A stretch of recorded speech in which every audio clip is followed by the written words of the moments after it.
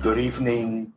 Welcome here at this presentation at the University of Aruba in Oranjestad, Aruba. This evening, Gregory Richardson will be giving the second presentation on his PhD dissertation that he defended earlier this year in February at the Vrije Universiteit, the Free University Amsterdam. The first presentation was earlier this year at the John Wesley Auditorium in St. Nicholas, Aruba. My name is Luciano Miliad, and my task this evening is to guide the evening. So once more, welcome. And at this moment, I will call forward Mrs. Deborah van den Berg Alexander. She's the coordinator of the Center for Lifelong Learning at the University of Aruba. Deborah, the floor is yours.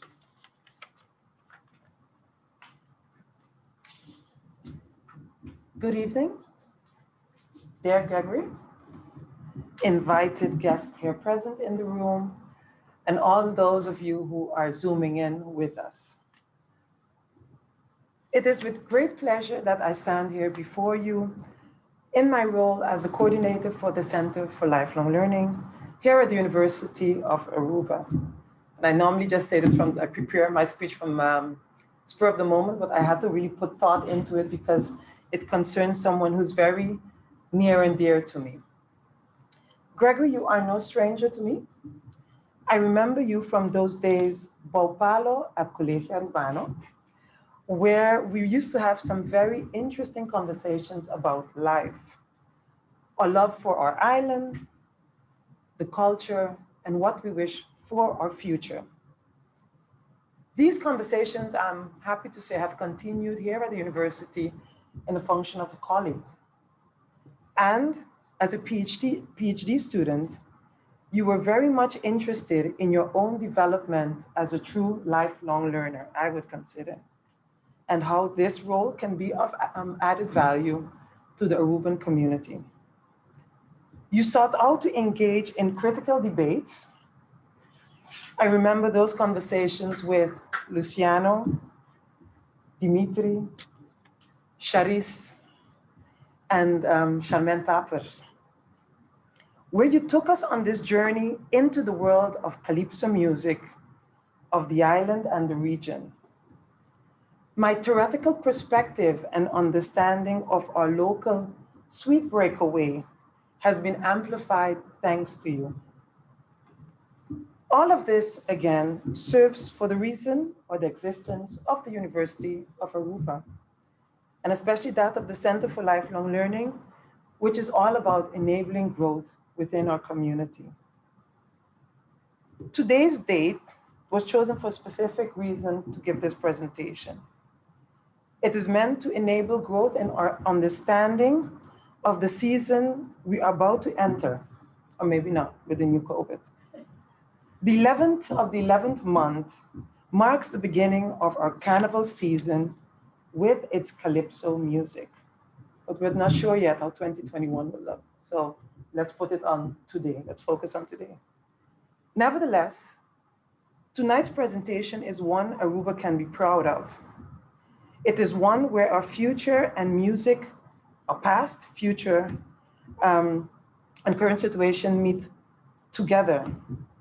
Culture and music combined, and then add academics. The latter is often considered to be a bit boring, but I do hope that after tonight's presentation, you will change your mind, because I think definitely has. On behalf of the University of Aruba, I would already like to thank Gregory for your PhD that you obtained, but I thank you very much for being here with us tonight and sharing the history and a narrative about our sweet breakaway. And thank you all for joining us.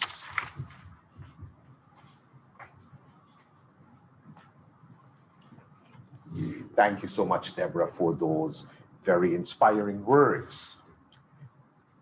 At this moment, we would like to call Dr. Lydia Imerincia to the lectern Dr. Emerencia guided the university for a period of 8 years, and the idea of the PhD school came about under her leadership.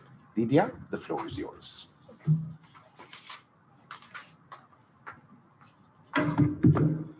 Boa noite, dama e caballero, querido Gregory, presente aqui, e todos estão que seguem nós por meio de Zoom. Mirando a fecha de ave, de Zoom, miro mestre começar com saludo carnavalesco. Ave, me te sinto imensa alegria, como me te quer cultura gente na Aruba te sinto. Hora de solamente já escuta a palavra só de carnaval. E aunque, lamentavelmente, por motivo de Covid-19, nós celebrar carnaval e viajar aqui na forma menos abundante, por costume, essa que não quita nada de sentido de união e brote de criatividade que o carnaval está provocar de nós tour. Carnaval tem diferente significação para diferente gente. E é caráter multifacético aqui, com perspectiva de hobby participante de carnaval, que está trazendo outro motivo para que particularmente viaja aqui, de Zoom, está sendo importante. Para sobre a meu colega e amigo, te quero me apoiar, Gregory Richardson, está apresentando as notícias tocante carnaval, apresentando em múltiplas facetas na essa aqui, com enfoque de Calypso. Además, me sinto imenso orgulho de mirar sonho realizar. Dia mais, este sonho que aqui na Aruba, nós temos nos próprios gente, nos próprios expertos, estudando, analisando e interpretando na forma crítica nossa própria realidade. De caso aqui, é fenômeno de nosso carnaval. E essa aqui está a origem e a propósito de PhD Research School. Lançamento de PhD Research School, o tempo é em 2008, vai junto com o lançamento de Center for Research and Development e também o Center for Lifelong Learning. Tudo isso aqui estava a formar parte de uma etapa histórica de trajetória da Universidade de Aruba.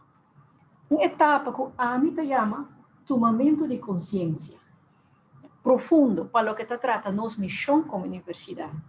Esta é consciência com uma universidade não por cinta de um trono, aislada em nossa comunidade, escondida de ivory tower, como uma entidade ajena, leu de cultura de Aruba, seu idioma, seu costume e sua maneira de estar.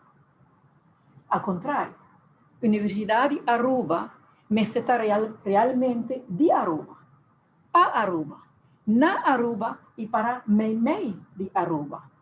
E está ancrada na Aruba, de conteúdo, de orientação, de submetida e para o que trata sua relação com a comunidade. Pois, o lançamento de PhD Research School estava a formar parte integral de um plano de capacity building para formar liderazgo intelectual. Entre outros, para urbanizar a docência de nível de ensinança superior. PhD Research School estava em instrumento para nos ajudar a formar experto em nível de PhD para poder vir ocupar e posicionar aqui dentro UA e sobre o Instituto de Ensinança Superior no nosso país. Pero muito mais allá com o benefício personal, profissional, e PhD Research School estava tendo a la vez como meta para servir progresso de nosso país. Com o lançamento de PhD Research School, nós temos uma forma, estrutura e conteúdo, na qual, segundo Unesco, está em um dos critérios de qualidade mais importantes de educação. Este é o critério de lo qual se chama Contextual Developmental Relevance and Responsiveness. Com o PhD Research School, aduna uma contribuição nessa aqui. E de luz dessa aqui, me mira três significações de lançamento de PhD Research School. Na primeiro lugar, o lançamento de PhD Research School está passo criticamente importante em sentido epistemológico. Esta é a maneira como nós forma, como nós compreender, apreciar e evaluar conhecimento. Em realidade, como ex-colônia, Aruba tinha o costume de usar conhecimento que cria e estabelecer na outra parte do mundo, que não tem nada similar ou pouco similar com o nosso próprio país. O conhecimento aqui, Hopi viaja, estava incapacitando-nos, mas não somente, e não estava ajudando a nos compreender nossa própria realidade, para nos manejar nosso destino. O conhecimento aqui, Hopi viaja, também estava mal representando nossa realidade.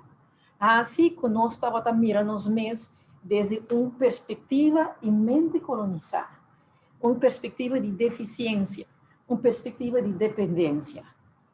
Na de dois lugares, o lançamento de PhD Research School está reflexo de um cambio psicológico. Esta de maneira que nós pensa tocante nós mesmos e tocante nós mesmos de relação com nosso próprio país. O lançamento de PhD Research School estava a exigir tanto a coragem de quebrar e largar a definição colonial de deficiência de nós mesmos, como também o tomamento de responsabilidade para pôr o que nós chamamos locus of control, este timão de nosso próprio mão. Nós realizamos mesmos que não ter de pedir permisso de nenhum gente e nenhuma entidade para fora de nosso próprio país para decidir de quebrar com a dependência e quebrar com a posição sumisso intelectual que estava a nos paralisar esta hasta de nível de ciência. E na de três lugar, o lançamento de PhD Research School estava a significar passo criticamente de sentido emancipatório de nosso país, para sobre conhecimento e compreensão local, de experto local, está entre as condições mais importantes para nosso país por chegar na lo que nós chamamos soberania. Esta é a capacidade para poder determinar nosso próprio destino, a base de nosso próprio ideal para nosso futuro, nossa própria capacidade e nosso próprio valor. Pois, regressando no tema de aula, a investigação de nosso amigo Gregory Richardson está evidência que nós mestres de nosso próprio experto para estudar e analisar nosso próprio entorno, nosso próprio cultural, nossa própria realidade, para sobre nanta hasi, que nós para compreender melhor, ou para nós próprios gênero com hasi, ou está compreender melhor o caráter multifacético de algo assim importante para nós maneira carnaval. Gregory, está bem como logo. Botou inspiração para nós. Lamentavelmente, não pude dar braço de claro. Eu tenho que dar braço de claro. Mas eu danke para ele.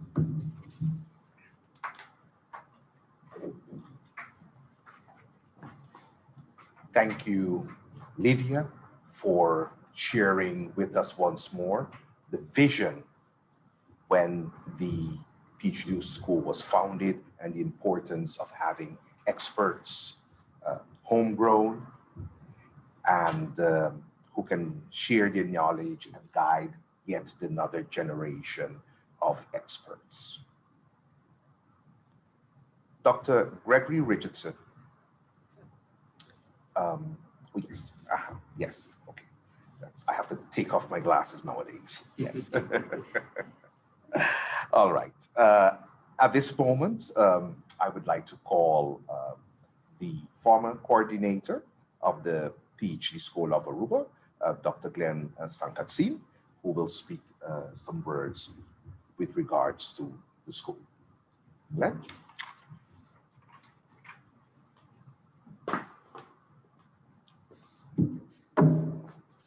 A doctorate is not a gift from ancestors, not the feat of a PhD school. It is the reward for hard work and sleepless nights, sometimes against the tide. This is the reason for my heartfelt congratulations to Gregory Richardson for this milestone in life. reminding him at the same time that the milestone is not the end of the road. It is only the beginning of another, more challenging path that goes far beyond the ivory tower of silence that nobody respects except the elephants. Guiding doctoral candidates to their dissertation was not the only goal of our PhD school. Without independent critical thinking, science is a lame duck. The main purpose of science is the tireless search for viable answers in a quest for a better humanity. This immediately reminds me of the Saturday morning reflection sessions on this very campus, with long discussions on the role of science in the rehumanization of a dehumanized humanity. Any claim of science about objective truth and knowledge, objective knowledge, is a dangerous myth. Science is the never-ending search for perishable truths. You can ask Newton if you have any doubt about that. Science is driven by falsification in a permanent search for new insights. This key role of refutation means that scientific truth is unscientific. The goal of science is not to discover the truth, but to reduce the degree of speculation. It is about the best available guess for the time being, as better explanations and models await us. This is how we respond to the challenges to our survival in order to improve our life chances in a desire to thrive. It explains why our PhD school invested so much in the formation of independent, creative, and critical thinkers who uphold ethical standards and who can assume the role of responsible leaders. A critical stance means the willingness to accept the outcome of one's reflections and analysis in an unadulterated way, regardless whether it is in line with your own interests. This prevents elites, corporate interests, and political tyrants from co-opting the best intellectual minds and turning them into mental and economic slaves to private agendas that harm the cause of humanity. We have come a long way in the wrong direction, and we now need a new version of humanity that no longer tampers with the exceptional conditions that made life possible on Earth. As the fourth doctor in our program, I wish Gregory success in defending such a critical stance in his career. It is an ongoing count. Next month, we have the fifth PhD graduate, and we expect the total to pass 10 doctors, which is enormous capacity for such a small island, or the capacity building of such a small island. It is sad that the PhD school no longer exists, depriving the new generations of the opportunity to obtain the highest academic degree without having to leave the country. Gregory, congratulations on having finished your academic kindergarten.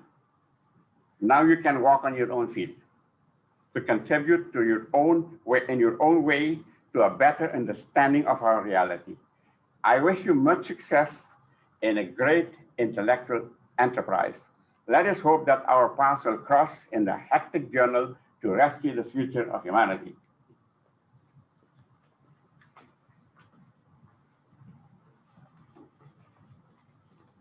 Thank you, Glenn, for these insightful words.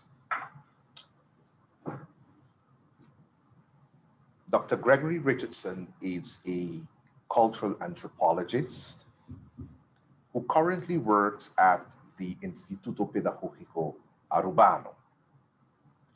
He's also affiliated with the University of Aruba as a part-time lecturer and a member of the former PhD school of the University of Aruba. He obtained his teaching degree in history at the Hogeschool Utrecht in 2004, a master's degree in Latin American and Caribbean studies at Utrecht University in 2007, and recently, as mentioned before, he defended his PhD at the Vrije Universiteit Amsterdam. His areas of research, they include Latin American and Caribbean studies, ethnomusicology, sociolinguistics, and education. And he has published several works in the field of Calypso music, creolization, language, and identity. He's also active in his community with all kinds of community-based projects, sports, and in education. Gregory, this is the moment the audience was waiting for to hear about your findings that you have defended recently on the topic of Calypso music and Soca. All right, please come forward.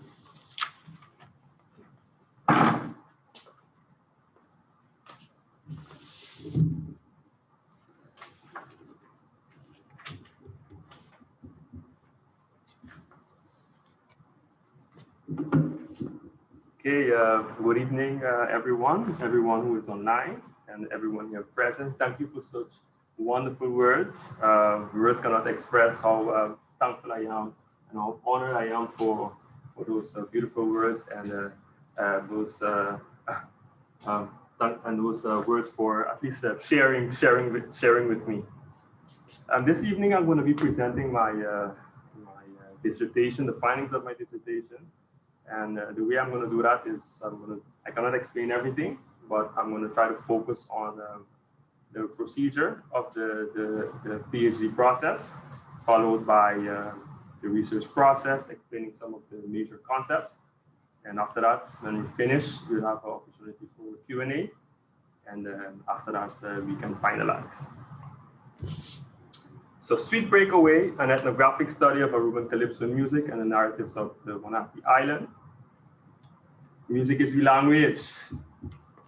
This soup got me jumping like a frog. This soup got me waving like a queen.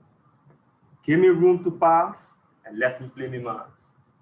All of these, of course, are lyrics of existing Calypso songs. And this evening we'll delve deeper into the entire Calypso world.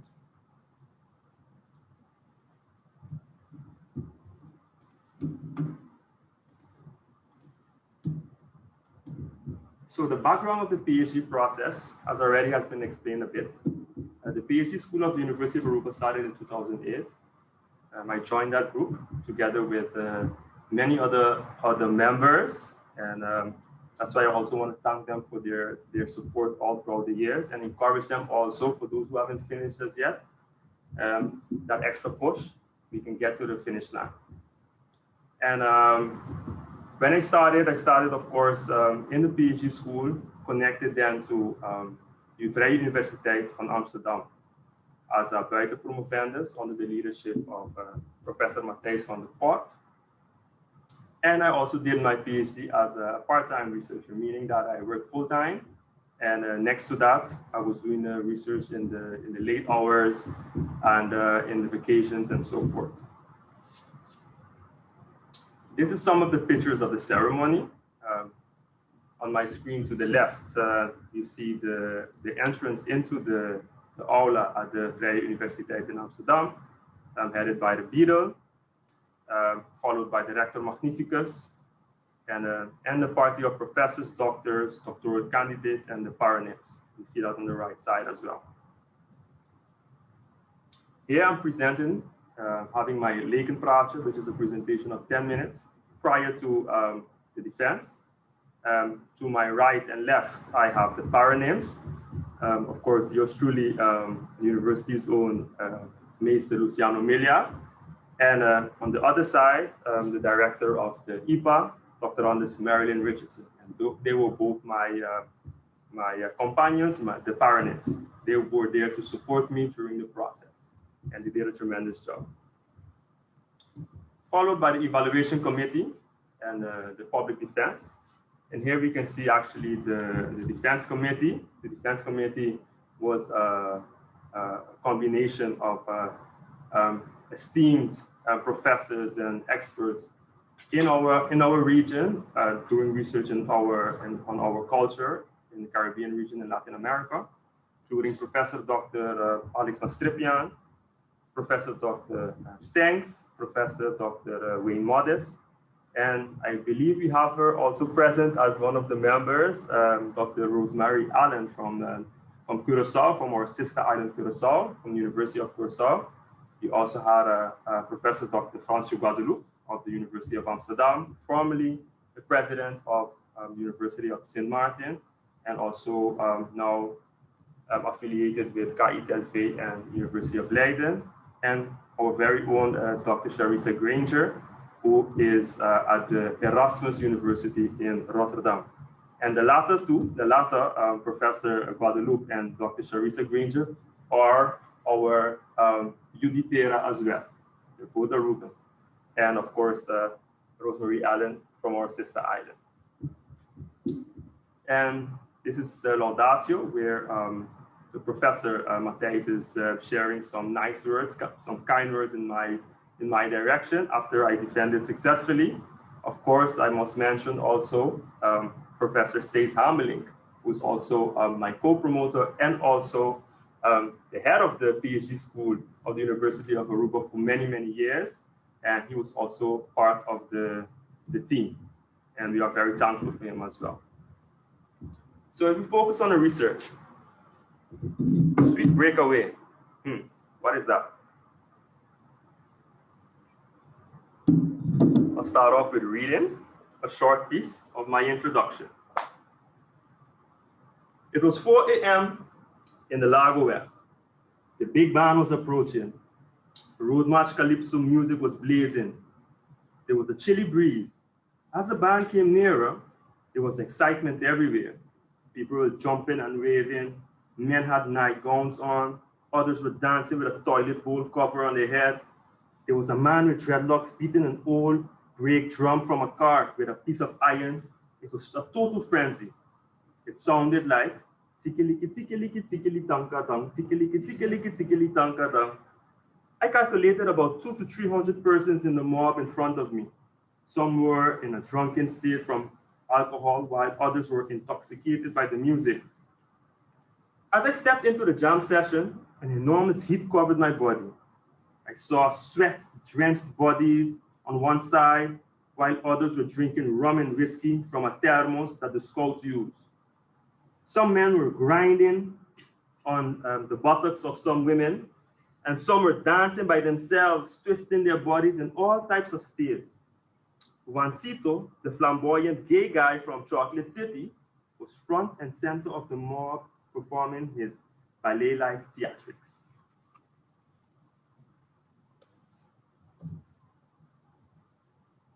Now, at the core of this study are questions such as, what happens during moments that I just described? Moments of breakaway, or as the locals call it, a sweet breakaway during Calypso and Soca music. What can these experiences tell us about life and the way people make sense of their everyday existence?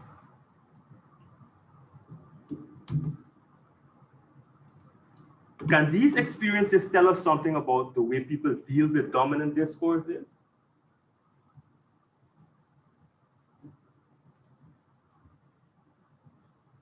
The main aim of this study is to explore the ways, or has been to explore the ways, Roadmarch-Calypso engages with dominant discourses.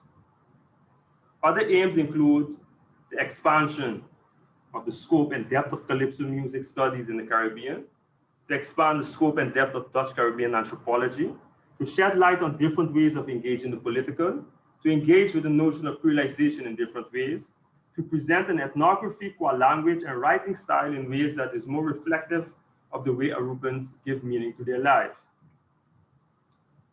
And the methodology that I used was mainly collected longitudinally over the course of actually over 10 years by using an array of anthropological tools such as ethnography, interviews, observations, song text documentations, video and audio documentation, traditional and social media documentation, and literature. In my book, in the publication, you can get more details about whom I interviewed and which documents I use to do my analysis. A word on writing. So my writing style and research presentation has been very much influenced by Matthijs van der Poort, my professor, and others as well, such as Dr. Francio Guadalupe. I have used a research and literary strategy described as what anthropologists call reflexive ethnography. And reflexive ethnography is, according to J. Ruby, to be reflexive is to insist that anthropologists systematically and rigorously reveal the methodology, their methodology, and themselves as the instrument of data generation. In other words, they do not shy away from their own stories, but instead incorporate their voice into the narrative, including their biases in relation to their interaction, as it is thus not a matter of self-indulgence, as Matthijs van der Poort says, but rather an attempt to make the inherently comparative nature of all anthropological work explicit and an object of scholarly reflection. So in other words, the work is scholarly, academic, yet it is also autobiographical.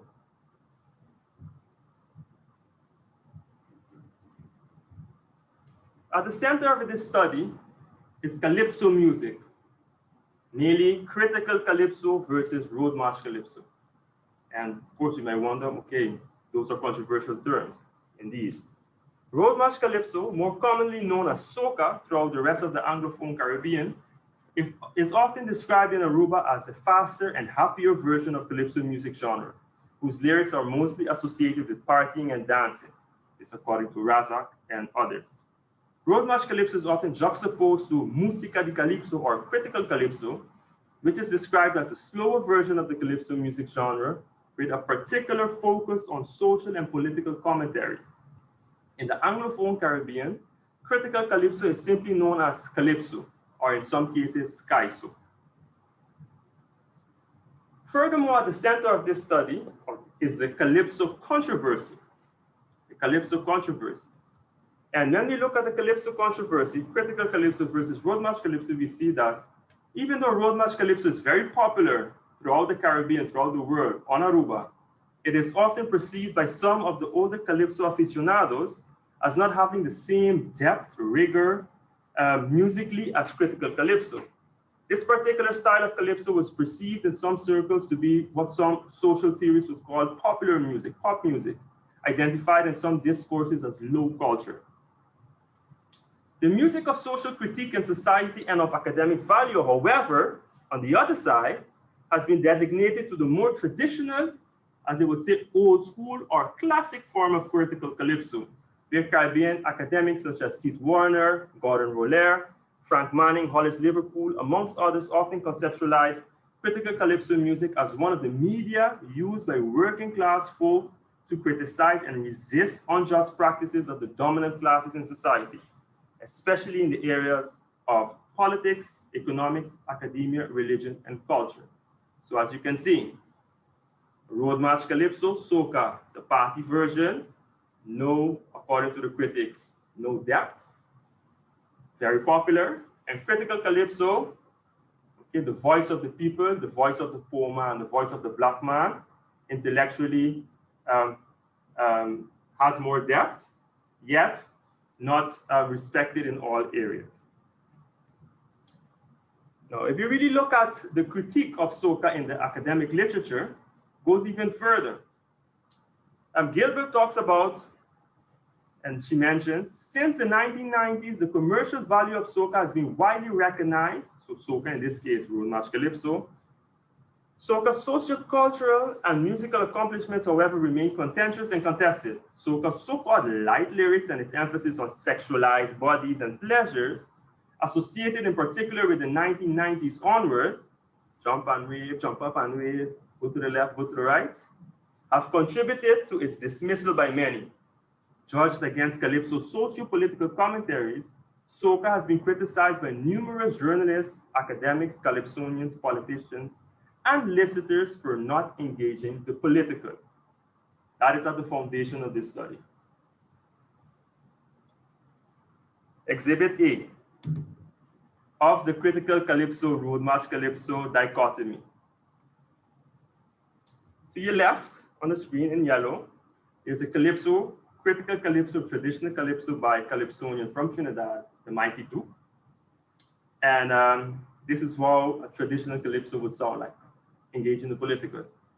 When they want to bring down a people, an old trick they all employ. When they want to destroy a people, the people's culture they first destroy. Calypso was fearless, attacking all, and most respected by big and small. When suddenly, out of the blue, they say nothing to me and you. I suspect a conspiracy to destroy my people culturally. Hear what I say again. Don't destroy Calypso music. Are you singing? Tell them. Don't destroy Calypso music. Oh boy. Mighty Duke, Critical-Calypso. To your right, a Roadmarch-Calypso of Soca, which was very popular a few years ago in Aruba and I think in some other islands as well. This is a Soca singer called Sanctuary from the island of Barbados. And this song is entitled Pick Me Up. And you can see the difference. And he says, give me paint, give me powder, give me any fat, any hour, give me gin, Johnny Walker, and I ain't leaving till I sober. All I need is me jamming space, space, space, space. So when I get drunk and I misbehave, so when I drink too much and I can't find my way home, can somebody pick me up? Somebody pick me up. And then he says, cause I love me alcohol. How I does get on? Cause I love me alcohol. Okay, I'm not a perfect singer, but I'm here just to give it a little bit more flavor for everyone to understand it a bit better. So you see the difference. Critical-Calypso, intellectual, don't destroy Calypso. It was fearless attacking all versus somebody pick me up, I can't find my way home. So to be able to go deeper in this study, I've worked on several key notions that I think that has been my contribution to this area of Calypso studies, of cultural anthropology, ethnomusicology in this region. But there has been much research done already, but this would be then my contribution. One concept that you see in the title as well is called the One Happy Island narrative. And the One Happy Island narrative are stories that embody the ways Arubans identify themselves within their own community and to the outside world. They are, however, not only staged performances, as they have over time become part of the lived reality, so to speak. Much like Baudrillard's idea of the simulacrum, as he says, simulation is no longer that of a territory, a referential being, or a substance. It is the generation by models of the real without origin of reality, a hyperreal, so to speak. It is no longer a question of imitation nor duplication, nor even parody. It's a question of substituting the signs of the real for the real. This is according to Baudrillard. So examples of the One Happy Island narrative, and it's very important that we understand this concept as it is at the foundation of this entire study. The hyperreal versions of the narratives of the One Happy Island would be much like the identification of Aruba as a happy-go-lucky tourist, westernized, Americanized, Disney-esque destinations where sayings like, in good or in bad times, we are the One Happy Island. Bombini, welcome to paradise. We don't have any problems here. In some of these narratives, youngsters in high school speak Hollywood American English to their peers. copy the supposed lifestyles of the rich and famous, think Kardashians, where people privately have bank loans up to their eyeballs to keep up with the Joneses. Some of these narratives project Aruba as a friendly nation where we proudly speak 4 languages. There is no discriminations against skin color, class, gender, sexuality, region, origin, language, and religion. In some of these narratives, Aruba is a highly developed nation where there's no poverty, universal health care, and one of the best education systems in the world. Where we proudly proclaim we hebben hetzelfde onderwijssysteem als in Nederland hoor. In some of these narratives, Aruba has one of the highest GDPs in the Caribbean and are the leaders in sustainable development and green energy technology. And last but not least, in some of these narratives, we are a nation that likes to party and have a good time, but within the limits of quote-unquote decency. That is one concept. The second concept that I worked on is the concept of the sweet breakaway. Breakaway is an English Creole, Caribbean English notion derived from the term break away, used by Roadmarch-Calypso singers in Aruba and in the rest of the Caribbean to indicate the climax, mambo of the song, where everyone in the crowd is encouraged to let loose and free up, or what can be described as break with the indirect experience of reality through the dynamics of symbolization. In Aruban English-speaking community, expressions such as, boy, that was a sweet breakaway, or she breaking away in a party, are very common. In a sense, it seemed like another gear, a 6th gear, so to speak, within the Roadmarch-Calypso space. So, a couple of terms from psychoanalysis and further on that I've used, especially from linguistics as well. It's a concept by Roland Barthes that he worked on that is Plaisir and Jouissance. In Barthes' work, we see Jouissance described as the highest form of joy or bliss, and this is of course in relation to Roadmarch-Calypso, the breakaway, what you experience, or in some translations as a symbolically unmediated sexual orgasm. In Barthes' publication, The Pleasure of Text, he alludes to Jouissance as being totally free but yet indescribable in words. In other words, as being in a state where all barriers, classics, exclusions, syncretism do not exist. A space where one accepts every charge of illogicality, incongruity, and where one remains passive in the face of Socratic irony and legal terrorism. In his publication, The Pleasure of Text, and this is very important, 2 forms of text are his principal focus. What he calls readerly text, okay, and writerly text. Barthes relates our experiences of readerly text to state of plaisir, pleasure and enjoyment. Okay, that would be on one level. So, for example, the reader reads a book and the author conveys a message and the reader accepts that message. This is a passive form of enjoyment where the reader just accepts the prepackaged message that the writer wants to convey. This text can be basically interpreted as intellectually unchallenging. The other form of text, writerly text, he compares to being in a state of blissful enjoyment or jouissance. That's on a higher level. He describes this type of text as being active and a type of text that invites the readers to become co-creators meanings of the text. It goes beyond the message the writer wants to convey. Instead, it has the ability to convert the reader from consumer or patient to creator or agent in the process of meaning making. In a sense, he invites the reader to enter into what Barthes refers to as the dialogical or dialectical relationship. 2 texts, depopulating it of the author's intentions and repopulating it with the reader's intentions. Okay, in a writerly text, in a sense, authors lose all symbolic ownership and symbolic control over their work, but ignite a fire within the readers that is beyond ownership and limits. So you may ask yourself, what does Roland Barthes and his interpretation of Plaisir and Jouissance have to do with Critical-Calypso and Roadmarch-Calypso?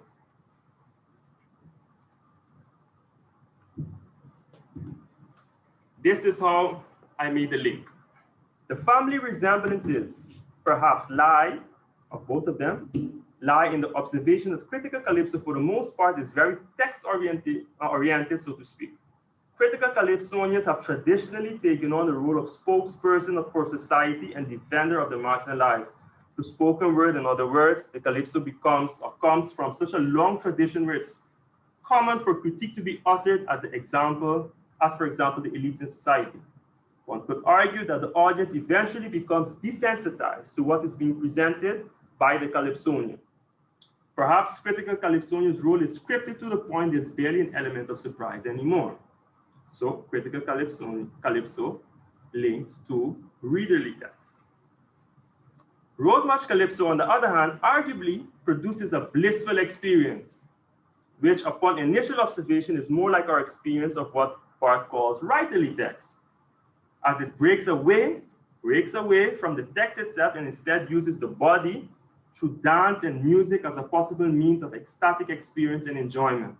It arguably renders our programmed systems of signification, symbolism, etc. useless and irrelevant. So critical calypso,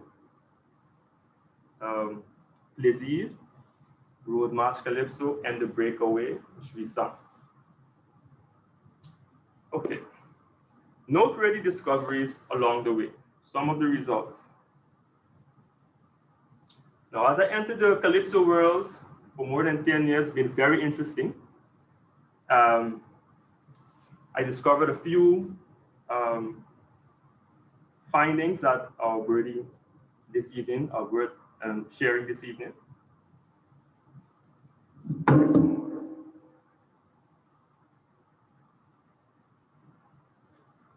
One of the things that kept coming back was the Calypsonian as a bad John, the Calypsonian as a Saga boy, and especially the Calypsonian as a Nancy. In a documentary on Calypso music in Panama, El Calypso in Panama, by Damien Prouveau, Calypsonian ethnomusicologist in this documentary, I think he has passed now, Leslie George, talks about this bad John reputation of the Calypsonian. He says, y por supuesto, los Calypsonians tenían una serie de connotaciones, no trabajaban, eran bajos, y fumaban su marihuana, y su inglés era el inglés, el patois, el inglés corrupto. So he's a professor in Panama, and what you see in Panama and Costa Rica, and there, that is for me, that was an eye-opening experience as we went there to do to give a presentation and to do research. You realize that migration has from the English Caribbean and of course the other islands as well has taken place throughout the entire region, be it the Dominican Republic and San Pedro de Macorís, in Venezuela, in Panama, in Costa Rica, and wherever, and Aruba and Curacao, of course, and wherever these English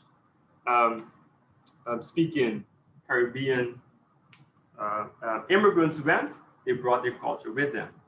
And what is very interesting in the Panama and Costa Rica case is that there, of course, they maintain their culture on the Caribbean coast and in Puerto Limon, etc. For example, in Costa Rica.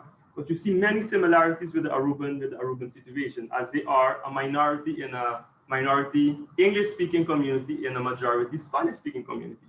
And this is also the case, for example, in Aruba. So they were very, very interesting. So going on Calypsonian as Anansi, this folktale character is considered a master trickster and a shapeshifter who utilizes his wisdom to counter, subvert, and appropriate dominant discourses. Barbara Babcock Abrahams, A Tolerated Margin of Mess, The Trickster and His Tales Reconsidered, gives a few examples of the characteristic of the trickster. She said that they typically tend to inhabit crossroads, open public spaces, doorways, and thresholds. They hardly ever have their own homes and are usually situated between the social cosmos and the other world or chaos. Have an ability to disperse and to disguise themselves, are generally amoral and asocial, aggressive, vindictive, vain, defiant of authority. The rebellious character, exhibit a human-animal dualism, and may appear as human with animal characteristics, as in Anansi. The defining feature of a trix, however, is that everything about his being contains dualism. He is never completely evil, nor is he completely good. His very nature is an expression of ambiguity and paradox. Okay, confusion of all customary categories, end quote. So during this journey and in my publication, I also have 2 case studies. One is a portrayal of mighty talent, Critical-Calypso and the narratives of the One Happy Island, pre and post 90 approach from we artists to nos artistas. Here you talk about aspects of shape-shifting Anansi. And I also did a case study, and I have an entire chapter on this as well, the portrayal of Black Diamond, the Bajon Calypso warrior, and the narratives of the One Happy Island, and the oppositional Anansi. And what you'll see in this narrative is that I go on a journey, and you see that they are sometimes, one is presented as a protagonist, and another is as an antagonist. And what you realize, the antagonist is also the protagonist and vice versa. But the focus of my study was actually the Roadmarch-Calypso and the Sweet Breakaway and what it does. I also did several case studies and did analysis on several songs, in which, based on my research, in which the participants said, these were moments in our history, or at least from their experience, that they experienced a sweet breakaway. Because I understood and I figured out that there were several levels of this breakaway thing. Not because an artist said, everybody ready to break away, meant that a breakaway was about to happen. There was a different level. And I would consider this the Jouissance level, the sweet breakaway level. And I identified, according to the participation of the informants, Mighty Cliffy and Road on Fire. I don't know if those at home maybe were there in the sport park during that experience in 1985, when it began to rain. Mighty Rusty and Tighter in 1992, The Baron and Jumbi in 2004, and T-Money and Friends and Family. Of course, I understand that perhaps other people also have their own breakaway moments, but time and time again, these were the songs that came back. And of course, there were others as well. I want to highlight Mighty Rusty and Tighter in the time we have left by reading a short piece of my own experience.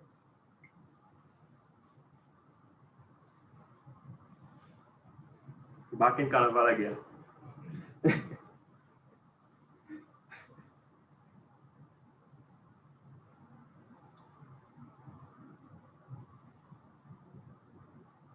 There were men and women jamming to the sound of the music. They were chipping, some with Heineken beers in their hand, and others with ice-cold Amstels. Their glitter-covered skin were glistening as Caribbean sun was blazing on that day. To the side, I saw a mob of young people on the sidewalk, jamming to the tunes of the Soca rhythm.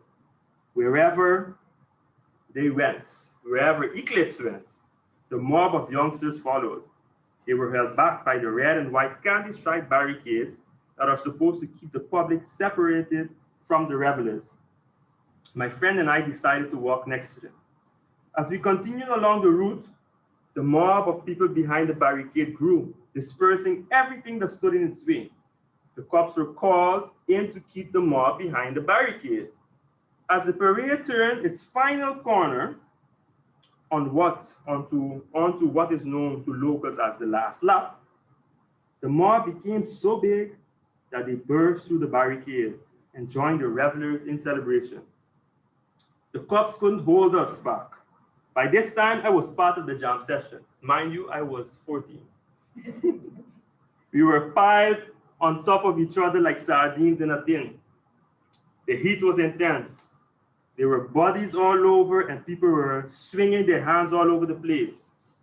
The soles of my shoes were wasted. There were people with their kids on their shoulders. Sweat was dripping from my forehead. Sweaty bodies were rubbing up on each other. There was a mixed scent of salt, liquor, and perspiration in the atmosphere. The police couldn't control the crowd anymore. In an effort to contain the mass, they started to jam along in front of, on the side in the form of a human chain. The police were also chipping. When we arrived at the end of the route and the police indicated the jam was over, the mighty Rusty started singing, "Crowd of people, do you want this jam to stop?" And they answered, "Hell no." And he continued. Then he instructed us to then stamp in, stamp out. We continued jamming in the band without permission. A police official continued waving his hand and instructing the band to stop. The driver of the truck stopped for a while, but the crowd insisted we keep on going. I remember jamming for at least another hour, just a few kilometers further down the street until we entered another avenue or venue, the old boxing stadium. There we continued jamming until the band was tired. The next day, on a popular radio program, the police, as well as some carnival revelers, expressed their disapproval at what had transpired the day before. Now, that was my experience, as a breakaway. Now, what was this song about? And maybe I can share a short piece of a quote of the song. This song is about the song that had everyone defying orders of the police. And Breakaway was entitled Tighter. It was a song about a woman who is what locals call big-boned, a term used in the English Caribbean for full women. This woman was independent and not ashamed of asking Mighty Rusty to dance. Mighty Rusty complied but did not realize that he was dealing with a woman who had supernatural powers.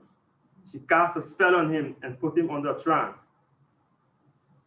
She took on the role of a plump, devilish vampire that wanted his blood for her satisfaction. And the only way she could achieve this was by holding on as tight as she could to her victim and suffocating him. Mighty Rusty sang.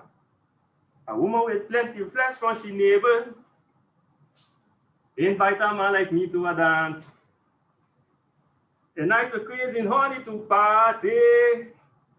I lose my head, I fall in a trance. And then I realized that this woman had some very serious intention. She grabbed onto me waist like a devil seeking for blood for her satisfaction. I couldn't get away, no way. The woman on a fight like a virus on me all day. I couldn't get away, no way. Then she said, "Rusty, I love you." That's what she said. Tighter, she begging for more, etc., etc., etc. In my publication, of course, is an analysis of Dr. Anders Dimitri Halley on this song. And so if you purchase the publication or if you get the publication, you can see what his take on this song is. So to conclude, some of the conclusions. The Breakaway in Roadmarch-Calypso through music and dance may embody actually a more devastating critique of dominant discourses such as the One Happy Island narrative compared to Critical-Calypso as previous thought. Perhaps it even makes it irrelevant. The Breakaway possibly creates a space of liminal advancement through communitas, what Turner calls communitas. Here, the transfer of knowledge, wisdom, and creativity can take place in ways that the symbolized Plaisir on the readerly text cannot comprehend. Only Jouissance. But Jouissance, as you try to describe Jouissance, you actually put it back in the symbolic. We cannot fully comprehend what Jouissance, what the sweet breakaway actually is, without experiencing it. And as we try to put it in words, we do not do it justice. Francis Guadeloupe and myself refer to this state as Soca humanism. The research also shows that which we wish to shed light on is dynamic and ever-changing. We see that, for example, Arubans continuously show much agency in how they engage with Calypso music. They demonstrate this by looking for new ways to subvert the constraints of oppressive, power-laden constructs, and even politics by means of dance and expression. In a sense, writerly agency, for example, as in the case of P-Money. So what was often criticized as Critical-Calypso or Soca music is not doing anything. Perhaps maybe the lyrics are not as deep, but what it does, what it can trigger, is perhaps even more powerful. When there's a jam session going on, and when that mob is behind of the truck, not even the prime minister or the queen or the king or the governor can stop that mob. At that moment, the soca singer, the one on that trailer, has all the power. If they want to start a revolution, they can start a revolution. 4, despite the limitations of creolization, and I did some work on Creole theory as well. The Creole approach to Caribbean world making allows us a space for deeper understanding of musical genre that has traditionally been seen as simply Trinidadian, English Caribbean, the voice of the people, and a solely of African extraction. And when you apply a Creole approach, you can see what Lydia talked about is the multifaceted aspects, a kaleidoscope from different perspectives. What my ethnography also showed is that we should not place too much emphasis on fixed conceptual labels when engaging in anthropology. As researchers, there's an eminent danger in reducing the stories of the persons whom we engage with to a single narrative or dual narratives for that matter. And that is something that I learned along the way. Stories have a way of telling themselves. What we have been guilty of in the past very much and still are, is that we use these conceptual models and we try to apply them on the societies that we study.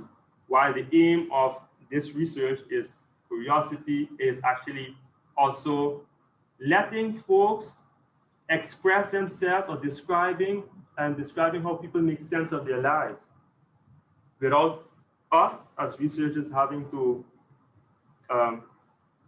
impose our brill on their lives. Lastly, this dissertation shows that Roadmarch-Calypso music and Critical-Calypso should not be seen as opposing entities. Rather, they should be seen as a part of a continuous process whereby the Plaisir of the cerebral Critical-Calypso lays the groundwork for the possible Jouissance of the Roadmarch-Calypso. Much thank you.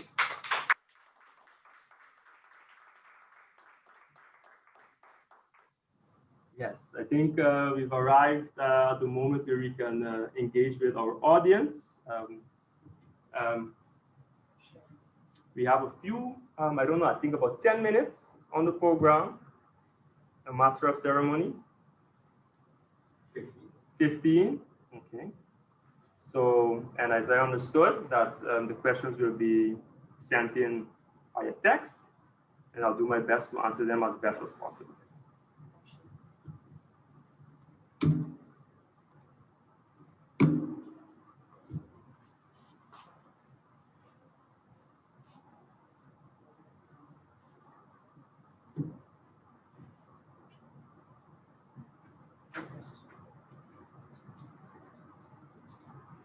The questions can be sent in via text or remarks can be sent in via text. Yes, this one. Okay.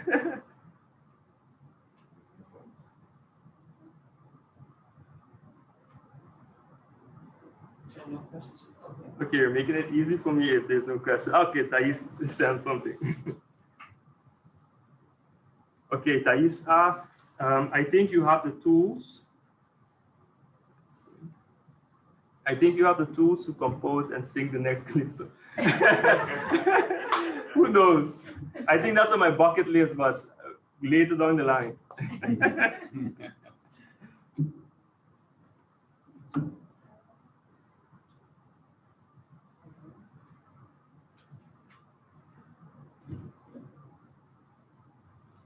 Okay, since you made it so easy for me, Keisha wanted to ask a question. Hi, I was trying to type it in, but I realized it was going to be too long. So, thank you. Thank you, Gregory, for your excellent presentation on Aruban Calypsonian music.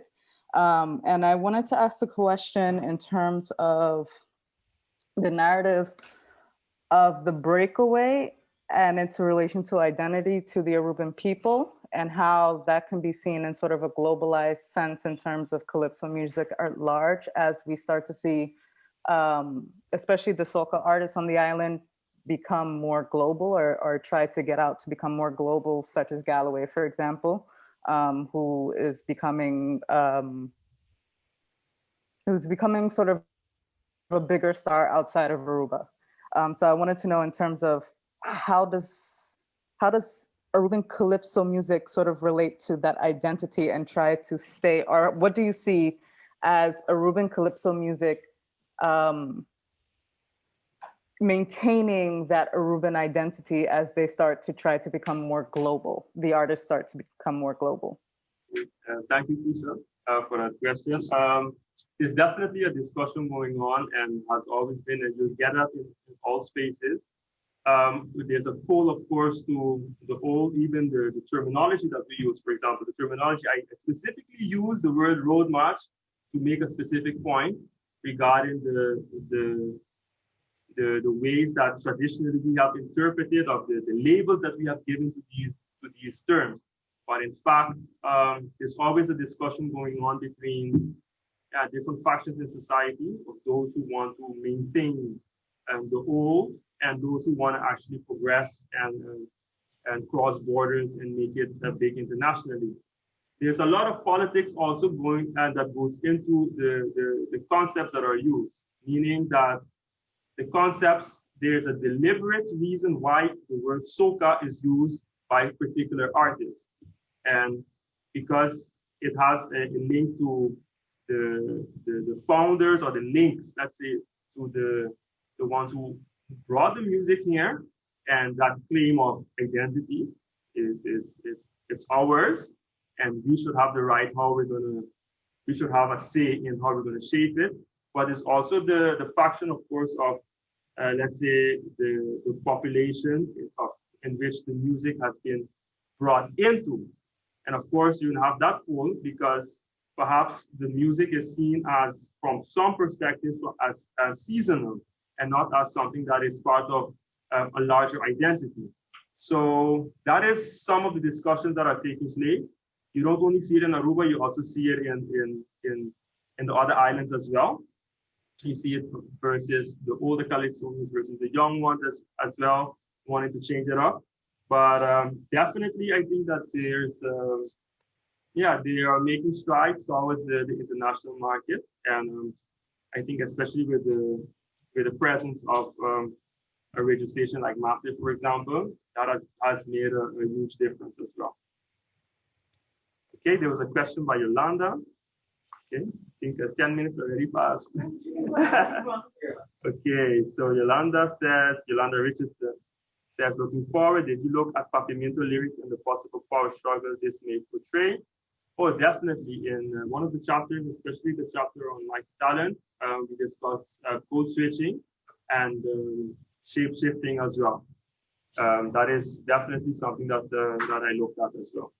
Even though that was not the main focus, but it was important to present that as a foundation before going over to the Soca and the Breakaway. Rishinel, Ansano, Bonochi, I wonder if Critical-Calypso pays attention to the body, the pleasure, and the rowdy critique. Great research, by the way, bringing reflexivity and other kinds of critical approaches in this way is very useful for the region. Mashadanki Rishinel, our colleague at the Carib Research Foundation. Yes, I think so what is important to mention, Rishinel, is that Critical-Calypso, we shouldn't look at them as Critical-Calypso in one area does this, and Roadmarch-Calypso / Soca does the other. Actually, it's very much interchangeable. There's you can put it in one section. Okay, but I just did that for, in a sense, for research purposes partly, but I do realize that it's much more complex. Okay, there's another question by a remark by Clemencia. Thanks for your excellent presentation. Well done. Thank you, Clem, for everything you've done for us as well. We really appreciate it. And you're next, and Keisha as well. Joyce, dank je Gregory, apresentação mais interessante. Mas dank je Joyce, Joyce, dank je para Joyce su sustento e sua inspiração também. Joyce, sua inspiração para nós todos. Rosemary, yes, excellent presentation that you did during the defense. Mas dank je Rosemary para o sustento também durante o processo na Holanda. Shareli. How did the Calypsonians in Aruba react to your study? Do you see that the recognition or importance given to their work has had effect in, for example, producing more music or share the mechanics of writing and singing to others, or has the public been understanding and shown an increase of interest? Shareli, that's a long question. Of course, Shareli is a tremendous cinematographer. And we work together on a tremendous documentary on Calypso music. So I know where this question is coming from. Some Calypsonians have reacted to the work. Others, yeah, much of them haven't reacted. But I do think, though, that it has had an effect in the sense that it gives, in a way, it gives a waarde, a certain value, and especially if someone from the soil doing research in this area, I think it also fills them with pride that their work is actually being discussed, analyzed from different perspectives, and of course, the relationship is always sometimes you don't know how people accept or view of some of the writings as well. So you have that as well. There's a lot of questions, right? I think we should. Okay, Jeanette, Masha for being Mene Richardson, where can we purchase your publication? Yes, you can just send me an email and I'll respond to you. For all those who sent me an email and haven't responded as well, I'm going to do so after the presentation. Artel, Ekna, thank you. And Ekna Orner says thank you. Artel, Greg, how will you define the music and style coming out of, for example, Jab is there for this project, for this style. By the way, Artel, thank you so much also for your support in the process. I really appreciate it throughout all the years. Yeah, I think the Jab is very interesting, as the Jab comes from, particularly from Grenada. That's up for debate. I cannot say I'm not an ethnomusicologist as such, or I'm not a musicologist to say that, okay, I consider it that type of music or that type of music. I try to study the culture around the music. And that is and if I try to describe the culture around the music, I think that the Jab is much more than just a musical phenomenon. It's so much broader and so much deeper. And in its expression of the identity, the Grenadian identity from a particular a group, subgroup in society as well. But more research has to be done on it, and I think maybe a few people are doing research on it now, but there needs to be much more research done. Ivor says a good presentation. Geraldine, Dina, thank you, Gregory, you did a good job. Thank you, colleague. Valerie says, much for being. Thanks, colleague. Where is the publication? Yes, of course, you can get it online via mail. In the future, more workshops should be given to the youth to understand the essence and the importance of Calypso. Indeed, Ivory, that is definitely should take place. And if anyone who's interested in doing that, go ahead. Thank you for this very interesting presentation. That's Celine Williams. And Norris, Koleka, thanks, Gregory, for sharing interesting research with us. Richard Brooks. Oh, Gregory, my man, congratulations. Is Calypso the umbrella term or root name or the music that flows from it? Before blues is. before I answer this question, Richard, I want to thank you for your support. Richard is one of the revisers of the publication, one of the first revisers of the publication. And I want to really thank you publicly for your support and throughout this entire process, and also your encouragement. Okay, yes, I would consider, at least historically, Calypso is a genre that is older than 100 years. And of course, there are different discussions about its origins, but we can trace it back to the island nation of Trinidad and Tobago.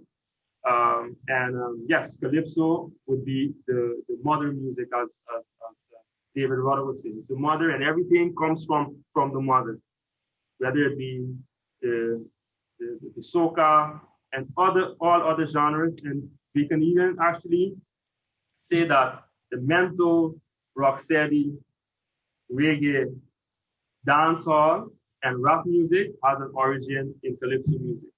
Because if you go back to in history, you will see that the mento is very much like the Calypso. The mento from Jamaica is very much like the Calypso. And when you see the rappers in the United States battling, it's just another form of the extempo, where they throw words at each other, battling. That is extempo, and that has been invented 100 years ago. Okay, Sonny. Yeah, so let me just round off with the question. Sonny Richardson, congratulations once again. You went deep. It's up to us to give its value, and especially those within Calypso realm, to keep producing the sweet breakaway. Sonia, of course, Sonia and Celeste, thank you so much for your support as well. Thank you for your words of encouragement, and also for being there for me and throughout the entire process. Anytime I needed Sonia, Sonia was always there. So enough respect. One love. Okay, Clemencia, will you research female Calypsonians next to your postdoctoral research? That was a question that was brought forward in my last presentation. It's a good question. Dr. Rosemary Allen also tackled me on that point as well during my defense in Amsterdam. I would leave that up to someone else. So, but as the way I see it is like everyone has their role to play in this in the work that we're doing. There's so much to research. There's so much that has already been done, and it's our responsibility, of course, to contribute with our little granito de arena, as they would say, and to paint a bigger picture. This is something that the Professor Paraclas always talked about. We have our part. So if we can inspire someone to pick it up, hey, go ahead. I will support.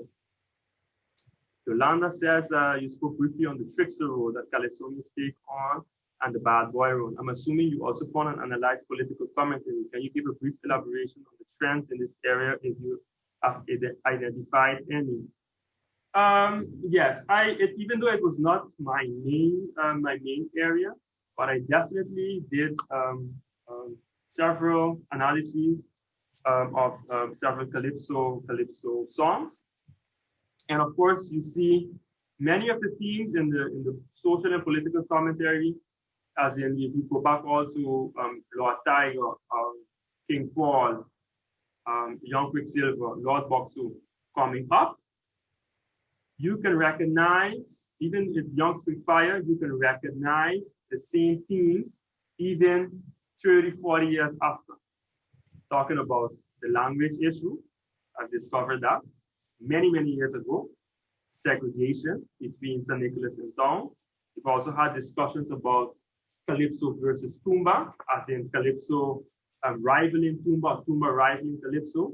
And very interesting to see how the dynamics, the ethnic dynamics play a role in Aruba. While, for example, from the St. Nicholas community, the Tumba would be considered quote unquote tongue music or white music, while in Curaçao or Bonaire, that is definitely not the case. So very interesting, at least from their perception, how they view the music.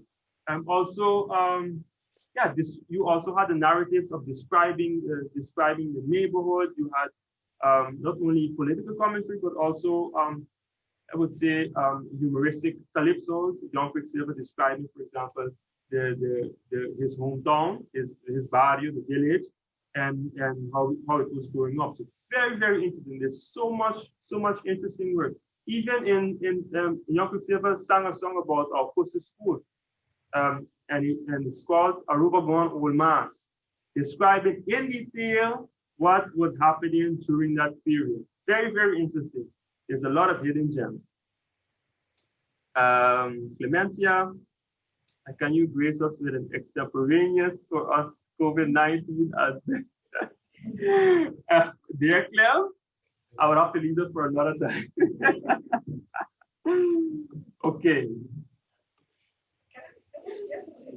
There's one more question. Yes. Yes. And Gregory, thank you also for really an excellent presentation. My question is, I see in your study also study on power and strength. And it was for me really a surprise to see how much power there is in the, and maybe unexpected and maybe not acknowledged in the road march. So my question would be, do you see other cultural or general phenomena in our island that carry the same kind of connotation of not knowledge, power, Yes. and strength? I think you can apply it to actually most cultures that emanate from, in a sense, from a marginalized, quote unquote, marginalized people. You find people always find ways to reinvent themselves, to give critique, to challenge the dominant discourse, and you see it throughout history. So even though we say yes, Calypso is dying, but people reinvent it. So it's maybe not the traditional Calypso anymore. Now it's Soca, but it does the same thing, and perhaps, and this is what my main argument was, it does even more.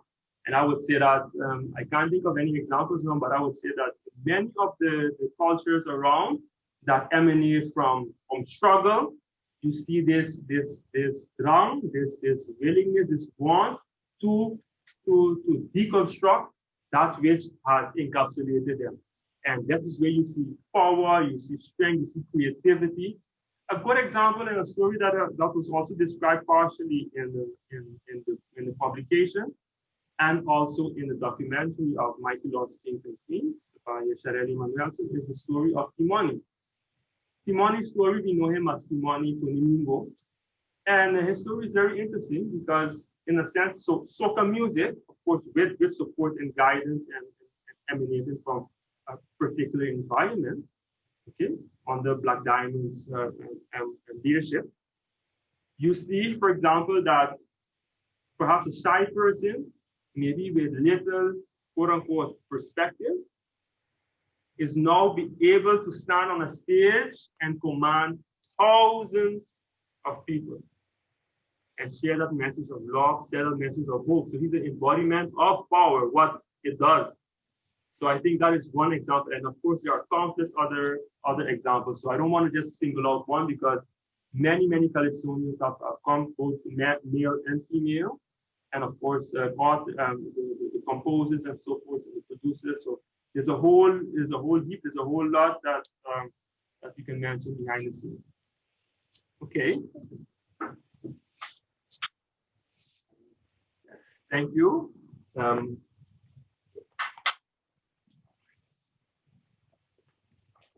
Thank you so much, Gregory. Thank you, audience, for your questions, your comments.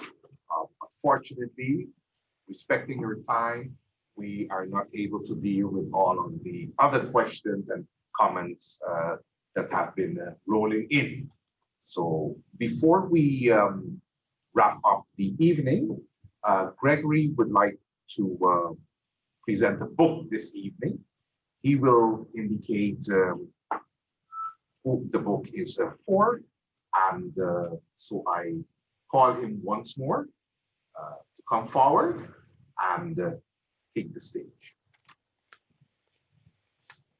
Yes, this evening, of course, there are many people I want to thank, and so I'm not able to do so, but I just want to share my gratitude to everyone who took the time to be present this evening, and also throughout my journey, with my colleagues at IPA, at the university, at the different University of Curaçao, University of Puerto Rico, everyone who supported in one way or the other. Of course, my dear family, my lovely wife, and beautiful kids who actually supported me, and mom and my entire family. I really, really want to thank them, my siblings, my dad, everyone, for in-laws for their support and for their prayers and encouragement. But this has not been an easy journey, especially working and doing this on the side.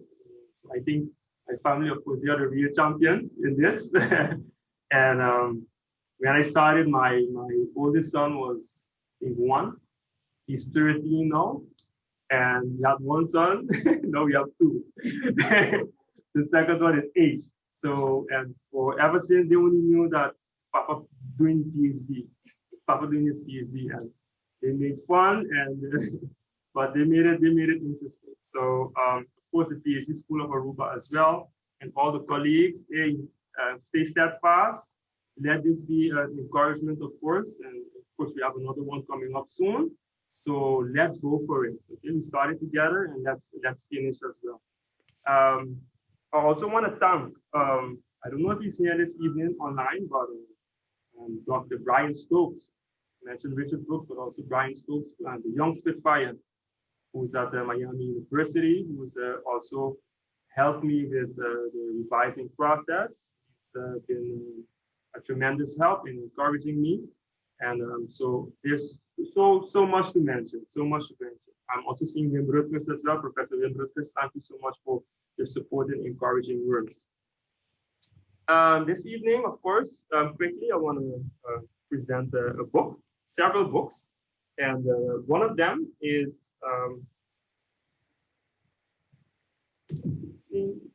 to Dr. Glenn Sankatsing. If you can come forward. Yes.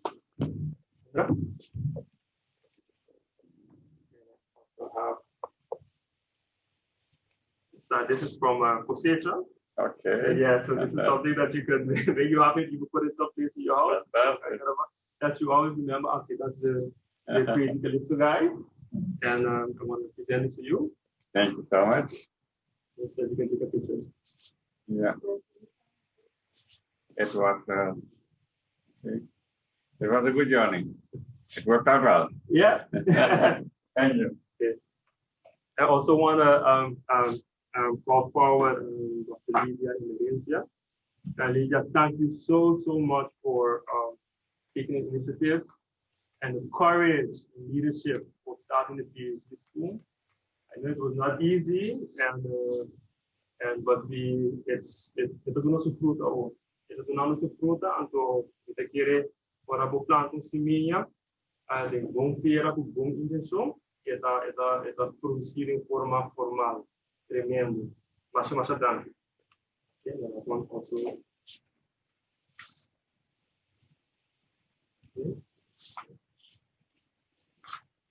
I also have another book for the University of Aruba. I know Patrick and the leadership could not be here present this evening, but I really want to thank them for supporting us also during this journey. And when I was going to defend, I got in contact with Patrick, and he was willing to support in the magnificent way. So I'm very, very thankful. And of course, Deborah, for all your support, for NCLF, and also personally, we really, really appreciate all that you are doing, and of course what the University of Aruba is doing, especially in the CLL and the full government region, inspiring other people and sharing our stories in this community.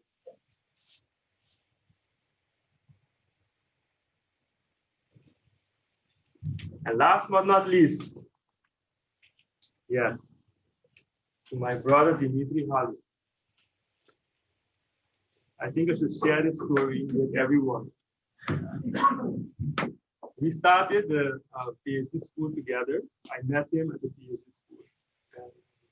I remember just started working at IFA, and at the PhD school, he would come down, they would call me, he was working at the university at the time.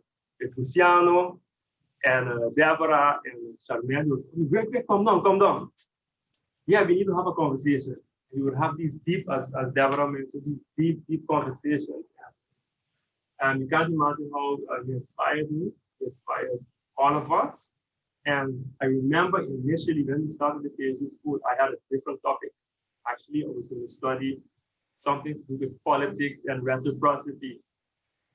And Dimitri was listening to me, and I would recite all of these Calypso songs and his lyrics. And Dimitri said, Greg, you have to do a study on Calypso music. You'll never forget. It's set up right over here.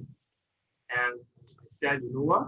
Thought. I said, yes, Greg, go for it. And because of you, because of that push, this is the product. So I really, really want to thank you for support for and much more, not only the book, but everything that you've done and supported. Thank you very much.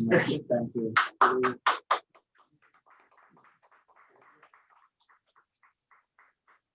Yes, let me just say also that I remember that very well, and I tend to describe myself as a scout for talent, you know, that's one of my roles. And when I met you, I immediately saw the talent, you know, and that your heart lied with Calypso. And, you know, your incredible passion, you know, really moved me. And so I saw it. I just saw that you would produce something incredible, you know, like you have. Listening to you, you have grown so much, brother. You can't imagine, you know, when I listen to you, you are a true, incredible scholar.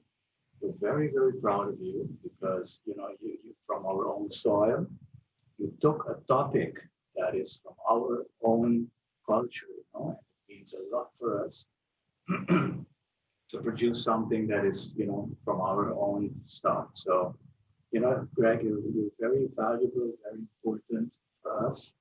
And you've done a wonderful, wonderful job. And you've become a real professor. I hope the university will, you know, give you that title. You know, you should become a professor here and keep doing what you're doing. So thank you very much. And thank you for the kind words. All right, thank you.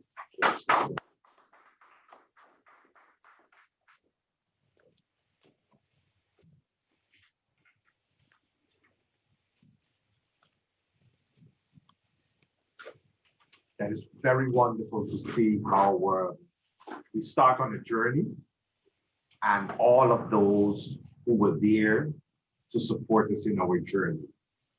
Greg, it's truly an honor to hear the stories this evening. Everyone doing his part in contributing to your success. We have reached the end of this evening. This joyous evening. Unfortunately, more people could not be present here at the university, given the situation, the public health situation with the pandemic. It's just a few of us here present, but we are very thankful that we have Zoom, that many at home, in the comfort of their homes, were able to be present with us and to follow and to listen to the findings of Gregory's research. On behalf of the University of Aruba, on behalf of the Center for Lifelong Learning and Dr. Gregory Richardson and all those present, we want to thank you, and we hope to see you again at the presentation of the following PhD candidate. Okay? A good one, and thank you.